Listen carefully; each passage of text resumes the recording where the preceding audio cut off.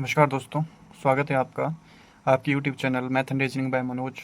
तो आज हम इस वीडियो में डिस्कस करने जा रहे हैं आर्मी अग्निवीर जीडी 2025। 30 जून को जो फर्स्ट शिफ्ट में आपका जो आर्मी का जो पेपर हुआ था उसमें जो मैथ और रीजनिंग पूछा गया था उन सारे क्वेश्चन को हम सॉल्व करने जा रहे हैं, जिसमें कि टोटल 15 क्वेश्चन मैथ के थे और 5 क्वेश्चन रीजनिंग के हैं। तो पेन कॉपी निकाल के तैयार हो जाओ। अभी मैं बिल्कुल शुरू से शुरू करने जा रहा हूँ, क्वेश्चन नंबर 1 से शुरू करने जा रहा हूँ। तो इस वीडियो को पूरा देखना और लास्ट में जाके अगर आपको वीडियो अच्छी लगे तो कमेंट लाइक शेयर जरूर करें। चलो शुरू करते हैं। तो जो हमारे पास यहाँ पे जो पहला क्वेश्चन था वो था कि 1465 का 65% कितना है। पहला ही क्वेश्चन जो है वो प्रतिशत का है, तो इसको हम लिख लेते हैं। 1465 का मतलब क्या होता है? गुणा। तो गुणा 65% यानी 65/100। अब इसको सॉल्व करने के लिए आप एक काम कर सकते हो, 1465 का गुणा 65 से कर दो और फिर वापस पॉइंट लगा दो, क्योंकि आएगा तो ये पॉइंट में ही, पूरा पूरा तो नहीं कटेगा। तो इसका हम क्या कर सकते हैं, 1465 का गुणा 65 से कर सकते हैं, या फिर आप एक काम भी कर सकते हो, इसको छोटा कर सकते हो, पहले काट सकते हो। जैसे कि 13 पंजे 65, 20 पंजे 100, फिर से 5 से कट रहा है, तो यहाँ पे 4 पंजे 20, और यहाँ पे मैं जब इसको 5 से काटता हूँ 2 पंजे 10, यहाँ पे बचा 4, यानी 9 पंजे 45, 3 पंजे 15। अब 4 से नहीं कटता है तो आपको ऊपर गुणा करना पड़ेगा और नीचे वाली संख्या से इसको भाग करना पड़ेगा। तो 293 का जब मैं 13 से गुणा करता हूँ तो हो जाएगा 13 दूनी 2600, 13 नौ 117 और 13 ती 39, यानी 9 7 और 3 10 की 0 हासिल, 1 6 और 2 8, 2 और 1 3, यानी 3809/4। अब 4 से जब हम इसको डिवाइड करते हैं तो इसका आंसर पॉइंट में आएगा। 3809 को जब हम 4 से डिवाइड करते हैं, 4 नमे 36, 8 में से 6 गया 2 बचा, 0 नीचे, 4 पंजे 20, 0 उतारा 9, 2 चौके 8, 9 में से 8 गया 1, पॉइंट लगा, 0 लगी, 4 दूनी 8, 2 बचा, पॉइंट लगाया, 0 लगा सकते हैं, तो 4 पंजे 20, यानी 0 से ये पूरा कैंसिल हो जाएगा यहाँ पे। तो जो इसका आंसर रहेगा वो क्या रहेगा? 952.25, 900 क्या रहेगा? 952 पॉइंट। तो इसका जो आंसर है 952.25 है। या अगर आप इतना सारे कैलकुलेशन नहीं करना चाहते तो आप एक सिंपल काम भी कर सकते थे कि आप 1465 का गुणा सीधा 65 से कर देते और आपके पास जो भी आता उसको आपने नीचे 100 था तो वहाँ से आप पॉइंट बना के उसको सॉल्व कर सकते थे। जो अगला क्वेश्चन है वो सिंपल एडिशन करना था आपने। 7982 को 93 में ऐड करना है, तो ये तो सभी लोग कर सकते हैं। देखो 3 और 2 5, 9 और 8 17 का 7 हासिल 1, 9 और 1 10 की 0 हासिल 1, तो 8075 इसका आंसर हो जाएगा। 8075, तो ये भी पिछले बार पूछा गया था, ये भी देख सकते हैं कितना आसान है, सिर्फ ऐड करना है। तो इसका आंसर क्या हो जाएगा? 8075। तो जो अगला क्वेश्चन है वो है x/7 बराबर 56/40। तो चलो इसको सॉल्व करते हैं। x/7 मतलब ये 7 बटे में जाएगा, बराबर 56/40। ठीक है, अब क्रॉस मल्टीप्लाई होगा, इसका गुणा इसके साथ, इसका गुणा इसके साथ, तो ये इधर आएगा तो ये हो गया 40x बराबर 7 × 56। अभी गुणा करने की जरूरत नहीं है, तो x बराबर हो जाएगा 7 × 56 और 40 चला जाएगा बटे में, यानी जिसका आंसर है वो मुझे बटा पॉइंट में लग रहा है। तो अगर मैं इसको 4 से काटूँ, 10 चौके 40, 14 चौके 56। अब मैं एक काम करूँगा, मैं सीधा गुणा करूँगा क्योंकि पॉइंट में ही आएगा ये। 14 सत्ते होते हैं 98 और बटे में 10 है। ठीक है, तो यहाँ से पॉइंट बनाना आसान है। आपने जहाँ पे 1 और 0 होती है साथ में, वहाँ पे पॉइंट बनाना आसान होता है। तो लास्ट वाली 0 लास्ट डिजिट को दे दो, एक का यहाँ पे पॉइंट बन जाएगा। 9.8 इसका आंसर। ठीक, क्वेश्चन है, एक गांव की जनसंख्या 17,000 है। यदि अगले वर्ष जनसंख्या में 25% की वृद्धि होती है तो वर्ष के अंत में जनसंख्या कितनी होगी? वर्तमान में जो जनसंख्या है वो कितनी है? 17,000। और इसमें 25% का इंक्रीमेंट होगा और एक ही साल का पूछा है तो आपने एक ही बार ही लिखना है। 125, 100 में 25%, क्योंकि हर वैल्यू अपने आप में 100% होती है। अगर वो 25% बढ़ी है तो आप 100 में ऐड करके लिख सकते हैं। अगर कमी की बात की जाती तो आप 100 में माइनस करके 75 लिख देते। तो इसको मैं जब इसको कैंसिल कर दूंगा ना, तो 0 से 0 मैं यहाँ पे आंसर कैंसिल कर सकता हूँ। अब मेरे पास क्या बच रहा है, मेरे पास बच रहा है 170 गुणा 125। 170 का गुणा कैसे करें 125 से? देखो, अगर आपको 17 का टेबल याद है तो आप उसकी मदद से इसको सॉल्व कर सकते हैं। कैसे?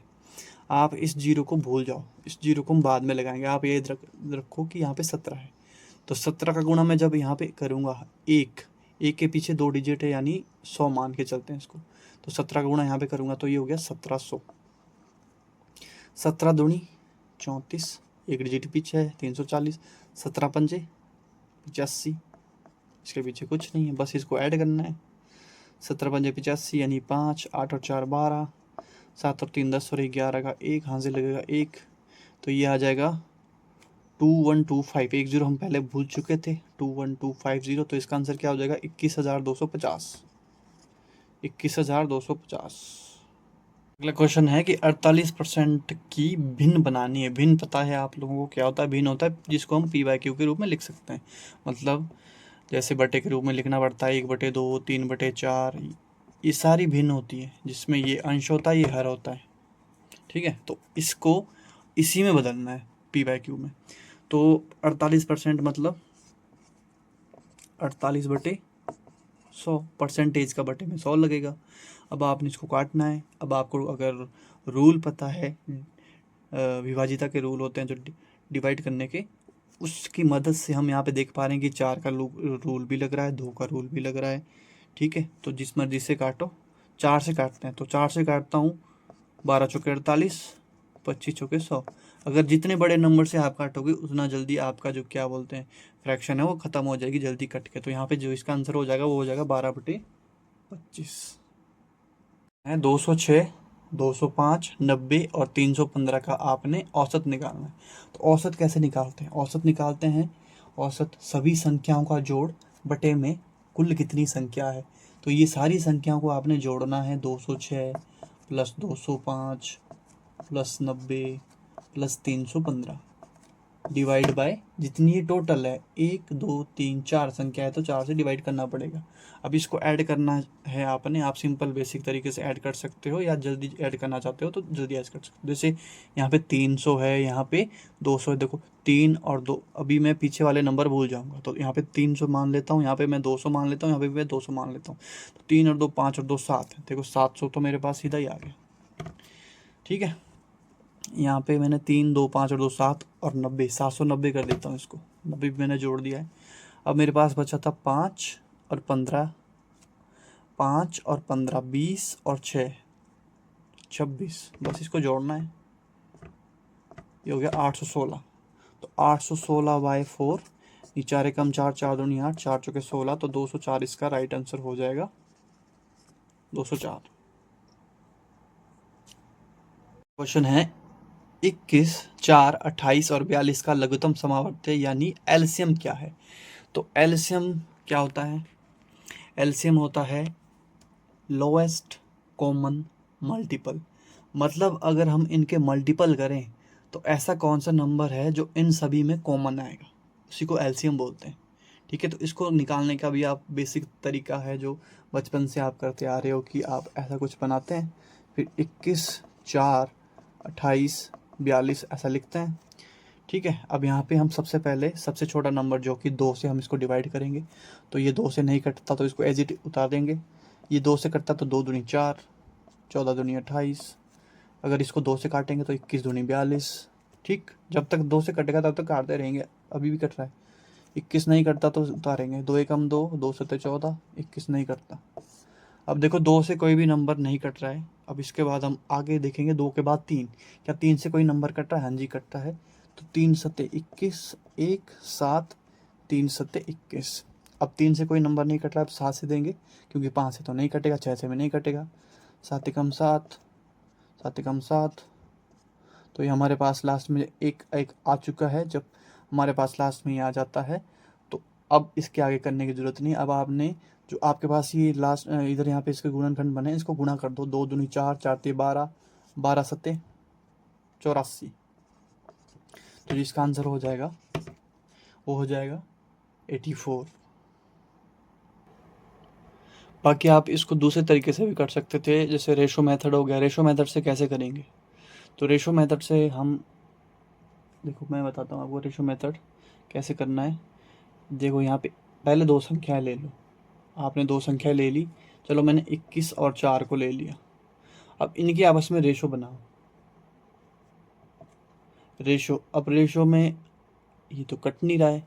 अगर कट रहा होता तब हम क्रॉस मल्टीप्लाई करते, लेकिन जब ये नहीं कट रहा है तो इनका आपस में गुणा करना पड़ेगा। 4 कम 4, 4 दूनी 8, तो यहाँ पे 84 आ रहा है। और 84 आ रहा है तो हम चेक करेंगे क्या 84 इन सभी से कटता है। तो 21 से भी ये कटेगा, 4 से भी ये कटेगा, 28 से भी ये कटेगा और 42 से भी कटेगा। तो यही इसका एलसीएम है। ये बहुत ही शॉर्ट तरीका है, अगर आप रेशो मेथड समझते हो। ठीक है, उसको अलग से मैं आपको करा दूंगा। जैसे अभी बता देता हूँ थोड़ा सा। जैसे मैं अगर आपसे पूछता हूँ कि 12 और 18 का एलसीएम क्या है, तो आपने 12 और 18 की रेशो बनाई, तो इनको काटा, 6 से काटते हैं, 6 दूनी 12, 6 ती 18। ठीक है, अब कर दो क्रॉस मल्टीप्लाई, 12 ती 36, तो यही इसका एलसीएम है। 18 दूनी 36, मतलब दोनों तरफ से यहाँ से गुणा करो तब भी 36 आएगा, यहाँ से करोगे तब भी 36 आएगा। तो 12 और 18 का एलसीएम 36 होता है। तो आप इसको ऐसे भी कर सकते हो। जो हमारा अगला क्वेश्चन है वो इस प्रकार है कि 12 गुणा 18 माइनस 12। एक सिंप्लीफिकेशन का बहुत ही बेसिक क्वेश्चन है। तो इसमें सिर्फ गुणा और माइनस का साइन दिख रहा है, तो हम पहले गुणा करते हैं, हमको बोर्ड मास्क पता है। ठीक है, तो पहले गुणा करेंगे। तो 12 का गुणा मुझे अगर 18 से करना है, मुझे इन दोनों का टेबल अगर आता है तो मैं और जल्दी कर सकता हूँ। कैसे? मुझे 12 का टेबल आता है तो मुझे यहाँ पे 10 और 8 दिख रहा है, तो 12 दाएँ 120 होता है और 12 अठे 96 होते हैं। बस इसको जोड़ना है, 9 और 2 11, ये हो गया गुणा 216। ठीक है, इन दोनों का गुणा करोगे तो 216 माइनस 12, माइनस करेंगे 6 में से 2 गया 4, 1 में से 1 जे 0, यानी 204 इसका राइट आंसर 204। अगला नेक्स्ट क्वेश्चन है, ए और बी की वर्तमान आयु 5:2 है। यदि बी की आयु 18 वर्ष है तो ए की वर्तमान आयु क्या है? चलिए इसको करते हैं, बिल्कुल बेसिक सिंपल शॉर्टकट बताऊंगा मैं आपको। ए और बी की वर्तमान आयु की रेशो क्या है? 5:2। ठीक है, यदि बी की आयु 18 वर्ष है, देखो ये ए की रेशो है, ये बी की रेशो है, तो बी की आयु कितनी है वर्तमान में? 18 वर्ष। लेकिन वही अगर हम देखें रेशो में तो वो 2 है। यानी मैं आपको एक कॉन्सेप्ट बताना चाहता हूँ कि रेशो में जब हम सेम यूनिट से उसी के वैल्यू को काटते हैं, जैसे 2 से मैं 18 को काटता हूँ तो 2 में 18, तो जो हमारे पास निकल के आता है उसको बोलते हैं वैल्यू ऑफ एक यूनिट। एक यूनिट की वैल्यू कितनी आ गई? सॉरी 9। तो उससे ने पूछा है कि ए की आयु क्या है। ए के पास कितनी है? 5, और 1 यूनिट की वैल्यू कितनी है? 9, तो 5 यूनिट की वैल्यू हो जाएगी 9 पंजे 45 वर्ष, यानी ए वर्तमान में 45 वर्ष का है। बस है। एक आयत का क्षेत्रफल 35 सेंटीमीटर स्क्वायर है। यदि इसकी लंबाई 7 सेंटीमीटर है तो आयत का परिमाप क्या होगा? चलिए, तो हमने निकालना क्या है? हमने निकालना है परिमाप। तो आपको आयत का परिमाप का फॉर्मूला पता होना चाहिए क्या होता है।